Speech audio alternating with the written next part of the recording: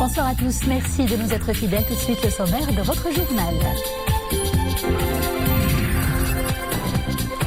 Sa Majesté le roi Mohamed VI a procédé aujourd'hui à Agadir à l'inauguration de la Cité de l'innovation Souss-Massa, une concrétisation de la déclinaison régionale du plan d'accélération industrielle lancé par le souverain le 28 janvier 2018.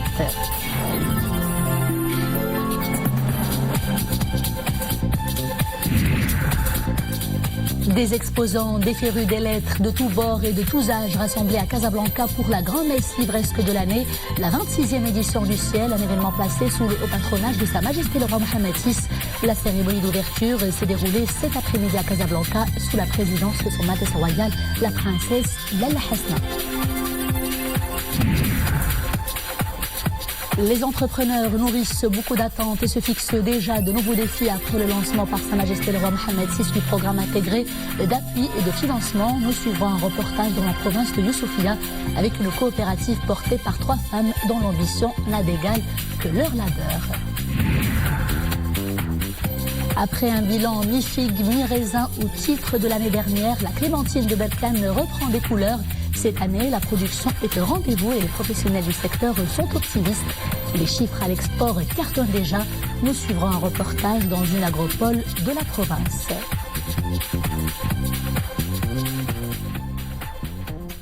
Bonsoir, je vous le disais en titre, Sa Majesté le roi Mohamed VI a procédé aujourd'hui à Agadir à l'inauguration de la Cité de l'innovation Souss-Massa, une concrétisation de la déclinaison régionale du plan d'accélération industrielle lancé par le souverain le 28 janvier 2018.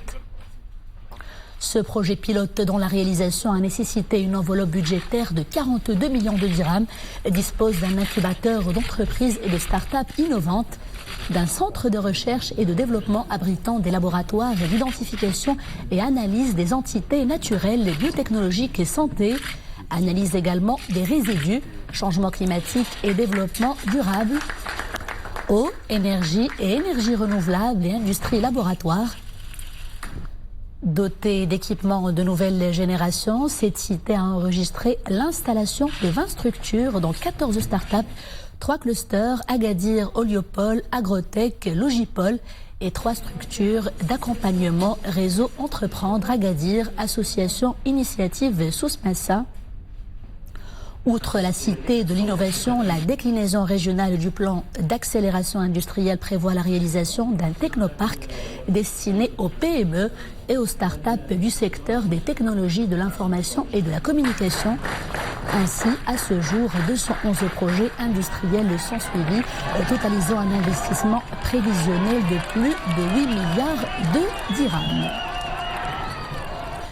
Nous reviendrons à l'activité royale dans nos prochaines éditions. Ils partagent l'amour des lettres et la passion de la pensée et ils sont venus des 4 coins du monde pour prendre part à l'incontournable événement littéraire de cette année 2020, la 26e édition du Ciel, le Salon international du livre et de l'édition de Casablanca, un événement placé sous le haut patronage de Sa Majesté le roi Mohamed VI.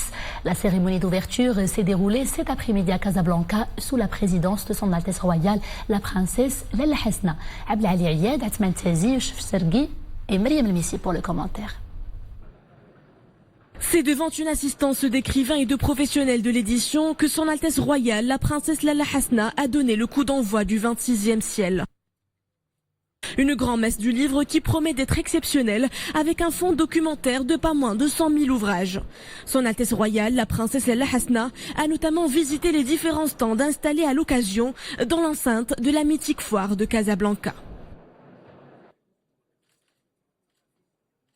معرض كتاب لهذه السنة معرض متميز بحيث حاولت الوزارة.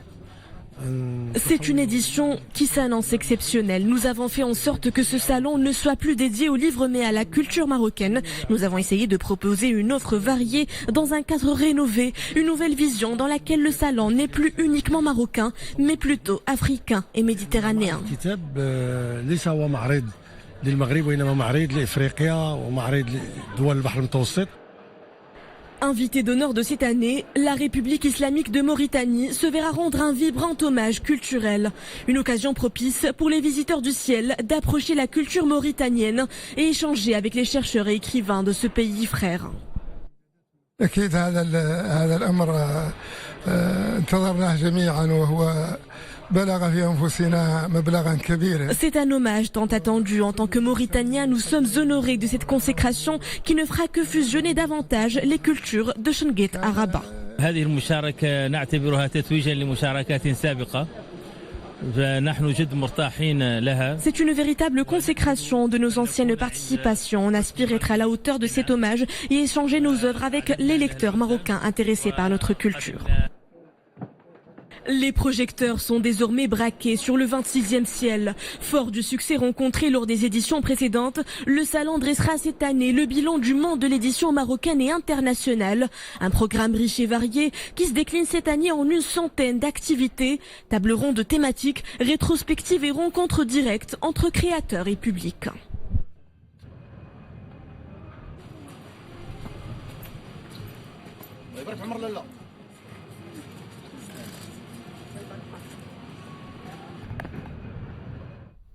Sur haute instruction royale, Abdeltif Loudi, le ministre délégué chargé de l'administration et de la défense nationale, a reçu aujourd'hui au siège de cette administration à Rabat Florence Parly, la ministre des Armées de la République française, qui effectue une visite de travail au Royaume.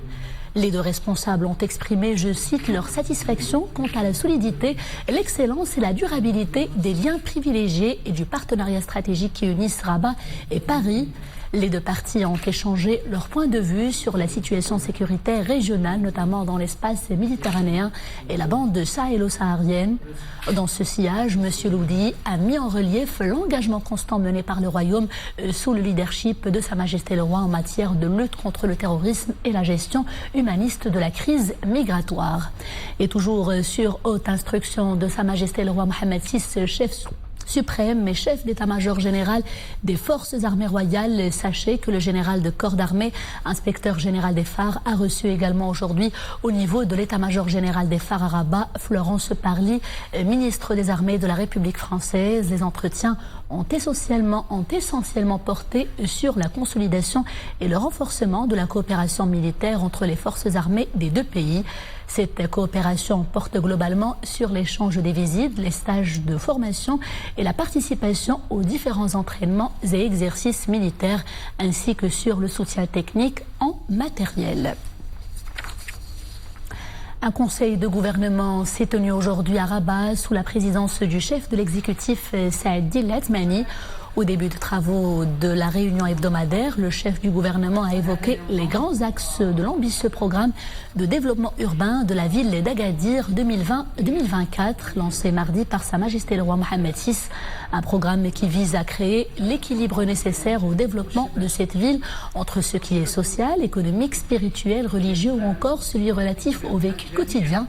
Le chef du gouvernement est également revenu sur le programme intégré d'appui et de financement des entreprises lancé par le souverain, un vaste programme qui s'articule autour de trois principaux axes, à savoir le financement de l'entrepreneuriat, la coordination des actions d'accompagnement au niveau de toutes les régions et l'inclusion financière des populations rurales.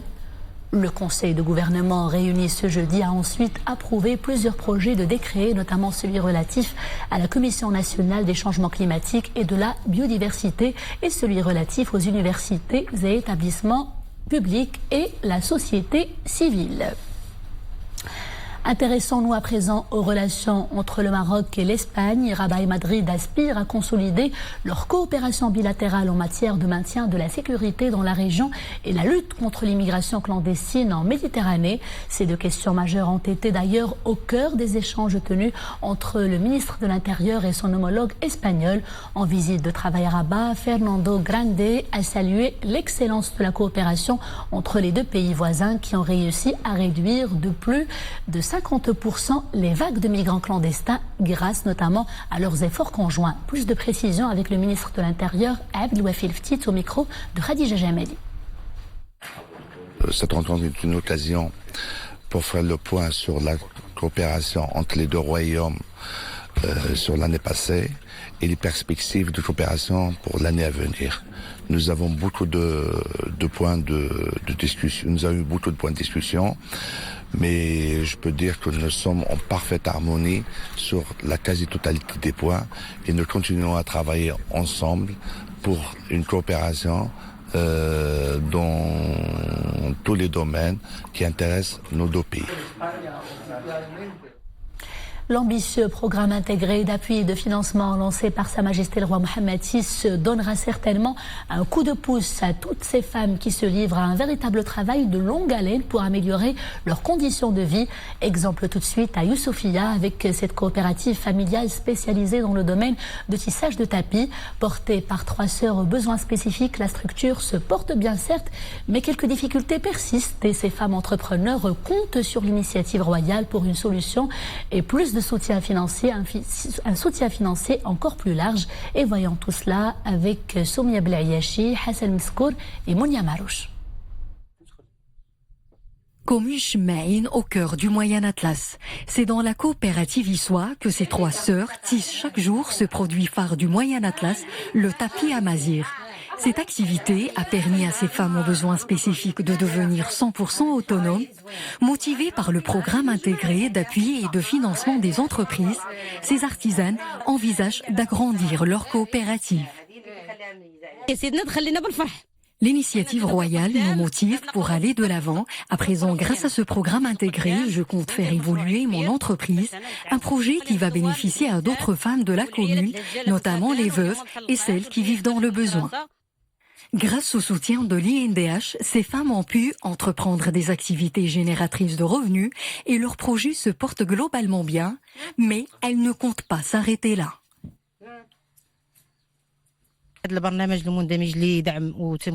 Ces artisanes souhaitent acquérir un véhicule utilitaire et commercialiser leurs tapis dans les plus grandes villes du royaume. Elles attendent à ce que le programme d'appui et de financement de l'entrepreneuriat les soutienne dans ce sens. Création d'emplois, réduction des inégalités et amélioration des revenus, ce programme ambitieux promeut également l'économie rurale et l'inclusion sociale et économique de ces populations. Parlons agriculture à présent et focus sur la clémentine. Berkane peut se targuer d'être le généreux fief de cet agrume, fruit de croisement entre le mandarinier et l'oranger. Et si l'année dernière, quelques difficultés ont été enregistrées au niveau de l'exportation notamment, eh bien cette année, la clémentine de Berkane reprend des couleurs et s'exporte plutôt bien. Et Madame Smrir, Samir Barka, Asma Tiazi et Boubkra Ben Ghabret. La clémentine de Berkane, un rayon de soleil en hiver. Reconnaissable à sa couleur exceptionnelle, à sa jutosité et son goût exquis, elle est sans conteste le produit phare de la région. À l'agropole de Berkane, des dizaines d'ouvrières prennent soin du fruit. Je suis de la région et je viens travailler à l'agropole chaque jour depuis que la récolte a commencé, et cela pour subvenir à mes besoins et à ceux de ma famille. C'est une station la plus moderne en termes de technologie au Maroc pour le conditionnement des agrumes et des produits végétaux frais. Il offre un emploi pour plus de 600 personnes par jour pendant la saison agricole, la saison des agrumes. La clémentine de Berkane est habituée à faire de longs voyages. Des milliers de tonnes sont ainsi exportées chaque année vers de nombreux pays. Elle exporte vers plusieurs destinations telles que l'Union européenne, l'Angleterre, l'Amérique et l'Amérique du Nord, l'Afrique et le Moyen-Orient, et la Russie. La production de la clémentine à Berkane connaît cette année une augmentation. Elle est de l'ordre de 25%. Fruit de notoriété internationale, la clémentine de Berkane est labellisée indication géographique protégée depuis 2010. Chaque jour, presque 2 millions de Marocains se dirigent vers les 12 000 pharmacies du royaume. Des fois, pas forcément pour acheter des médicaments, mais plutôt pour demander conseil. C'est dire le rôle majeur que ces professionnels jouent dans l'éducation thérapeutique des patients. Eh bien, dans un contexte mondial marqué par la propagation du coronavirus, eh bien, nos pharmaciens sont fortement mobilisés. Les professionnels du secteur suivent des formations pour mieux sensibiliser l'opinion publique. À Casablanca, le reportage est signé Mohamed Laroui sur un commentaire de Sarah Kati. Regardez. Quel Quel rôle pour le pharmacien dans la riposte contre le coronavirus? C'est le thème de la formation continue organisée par le syndicat des pharmaciens du Grand Casablanca.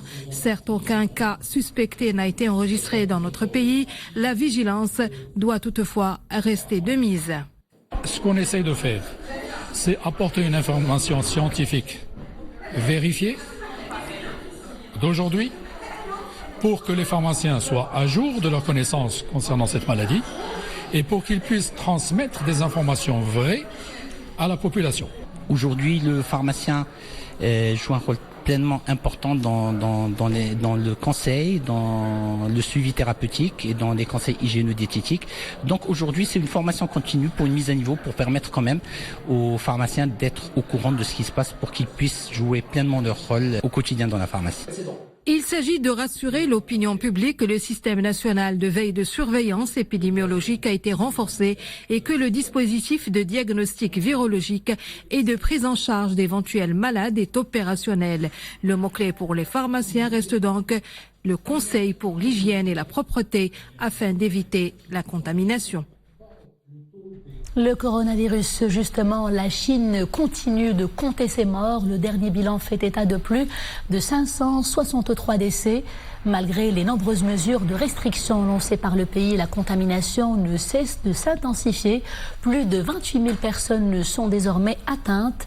Et des dizaines de millions d'habitants subissent des mesures drastiques de confinement. 2 géants navires de croisière sont toujours placés en quarantaine après la découverte de quelques cas suspects. Cap sur la capitale syrienne Damas pour parler de ces nouvelles frappes aériennes d'Israël. Elles ont coûté la vie à 23 combattants. L'information est donnée par l'Observatoire syrien des droits de l'homme. Ce dernier précise également que parmi les victimes figurent notamment 3 Iraniens et 7 autres combattants de nationalité étrangère. Elles appartiendraient à des milices pro-Iran. Retour à l'actualité nationale avec la lutte anti-drogue et cette grande saisie à Oujda, 50 000 comprimés psychotropes de type ecstasy et une importante somme d'argent obtenue justement suite à des opérations de trafic de drogue. C'est ce qu'annonce la Direction générale de la Sûreté nationale. Toujours dans le cadre de cette affaire, la DGSN annonce l'arrestation d'un individu âgé de 49 ans. Les recherches ont également abouti à l'arrestation d'un ressortissant algérien en résidence régulière au Maroc pour son implication présumée dans le trafic international des drogues saisies. Les deux mis en cause ont été placés en garde à vue à la disposition de l'enquête menée sous la supervision du parquet compétent pour identifier les voies de trafic de ces grosses cargaisons depuis l'extérieur du Maroc et les ramifications internationales de ces actes criminels. Sport, Coupe d'Afrique des Nations de futsal. La grande finale se jouera demain à l'Ayoun. Elle opposera le Maroc et l'Égypte. Le match est prévu pour 21h. La rencontre s'annonce difficile devant un adversaire coriace et très expérimenté. Ce sont là les mots de l'entraîneur national. Mais Hichem Dgig a confiance en ses hommes.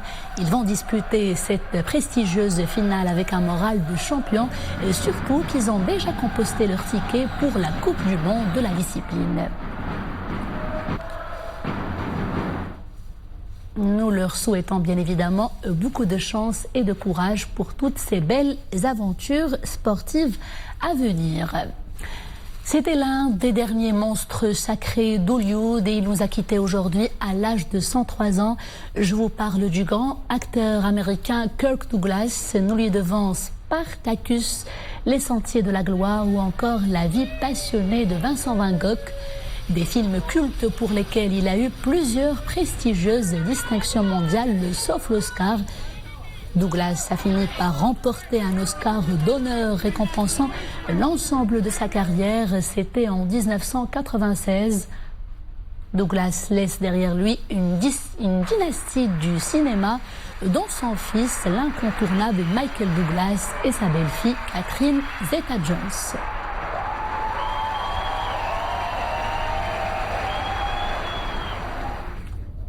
Et c'est la fin de ce journal. Merci de l'avoir suivi. Je vous retrouve demain, toujours avec grand plaisir. D'ici là, portez-vous bien.